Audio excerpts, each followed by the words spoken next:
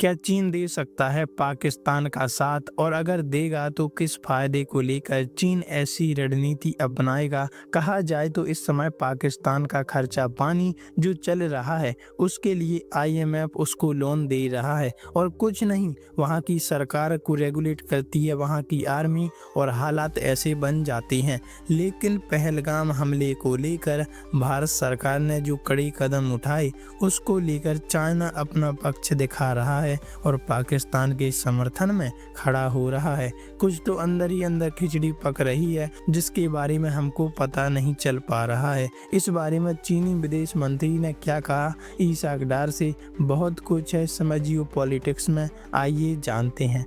देखो, खबर सामने आ रही है, भारत सरकार के बीच तनाव पर ड्रैगन रख रहा पैनी नजर। जाने ईसाक डार से क्या बोले चीनी विदेश मंत्री। अब इस बारे में बात तो हुई होगी कि भारत और पाकिस्तान के बीच जो तनाव चल रहा है उसको लेकर हम कैसे फायदा ढूंढ सकते हैं।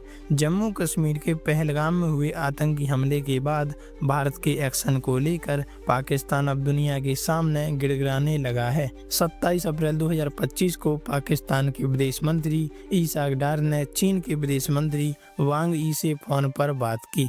इसी को लेकर चाइना ने कहा कि वो दोनों देश की स्थितियों पर पैनी नजर रख रहा है।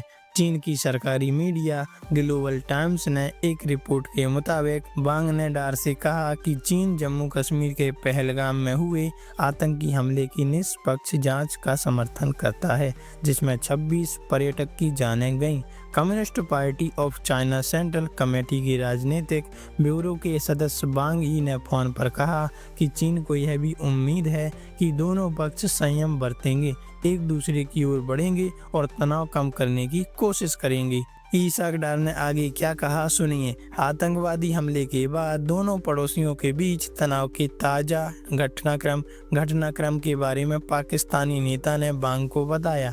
भारत ने पहले ही पाकिस्तान के खिलाफ कई सख्त कदम उठाए, जिसमें सिंधु जल संधि को निलंबित करना, साथ ही सभी पाकिस्तानी वीजा पर प्रतिबंध लगाना शामिल है।